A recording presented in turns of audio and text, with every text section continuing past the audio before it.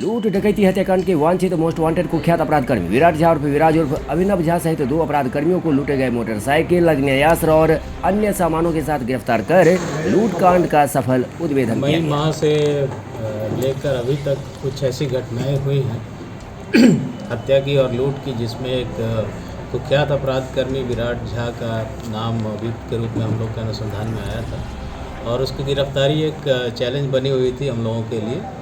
ये राज्य छोड़कर कुछ महीनों से बाहर था। हमारी टीम लगातार इसकी गिरफ्तारी के लिए प्रयासरत थी और इधर कुछ दिनों पहले सिमरी थाना क्षेत्र में और हाया घाट में कुछ लूट की घटनाएं हुई, जिसमें अनुसंधान के लिए, उद्भेदन के लिए और गिरफ्तारी के लिए एसडीपीओ सदर के नेतृत्व में थानाध्यक्षों की और टेक्निकल टीम की एक संयुक्त टीम बनाई गई और इस टीम ने इसमें त्वरित अनुसंधान करते हुए आज विराट झा को, जो विराट झा हमारा कुख्यात क्रिमिनल है, आज के डेट में हमारे लिए बेगूसराय में मोस्ट वांटेड कह लीजिए, उसको गिरफ्तार किया। उसके एक साथी सिद्धू ज्ञानू भी अरेस्ट हुआ है और इन लोगों से पूछताछ के क्रम में ये पता चला कि हाल के दिनों में 2-3 लूट की घटनाएं हुई थी, उसमें उन लोगों का हाथ था और साथ में जो पहले लहरिया सराय में एक मर्डर केस हुआ था उसमें उसका हाथ था।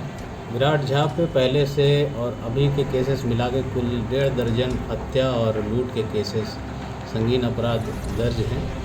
अनुसंधान के क्रम में अभी पता चला, पिछली बार जब विराट झा को गिरफ्तार करके जेल भेजा गया था तो जुवेनाइल का एक सर्टिफिकेट उनके द्वारा, घर के द्वारा प्रस्तुत किया गया था, जिसके बिहाफ पे उनको जुवेनाइल घोषित करके रिमांड रूम भेजा गया था करेक्शनल होम में, जहाँ से वो फरार हो गया था।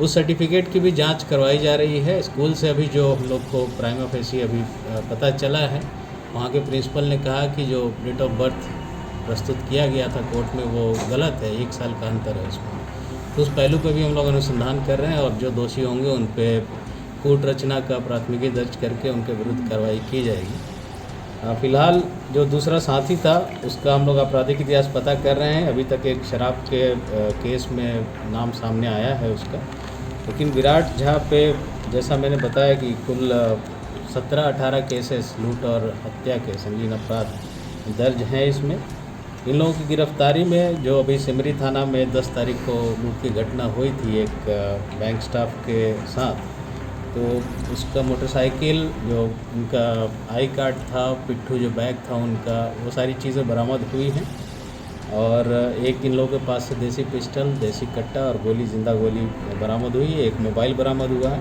कुछ और ऐसे चीज़ें बरामद हुई हैं जो घटना में हमारे लिए अहम साक्ष्य हैं, जो अनुसंधान के क्रम में हम लोग उसको गिरफ्तार किया गया था और कई केसेस में अभी वांटेड था, रिमांड पे लिया जाएगा उन केसेस में सभी में, और कुछ चुनिंदा केसेस में हम लोग इसको स्पीडी ट्रायल करके जल्दी से जल्दी सजा देंगे। क्या ये दरभंगा में ही क्राइम करते थे या अंतर जिला भी जाया करते थे, वहाँ से भी? अभी तक अंतर जिला या दूसरे ज़िले के बारे में हम लोग के पास जानकारी नहीं है। पूछताछ की जा रही है और बगल के ज़िलों से भी संपर्क किया जा रहा है। कोई ऐसी बात सामने आएगी तो उसको हम लोग अनुसंधान सर, मोडस ऑपरेंडी क्या है ऐसे क्रिमिनल्स की? मोस्टली किस तरह का क्राइम, कैसे, और ये हथियार वगैरह ये लोग कहाँ से लाते हैं?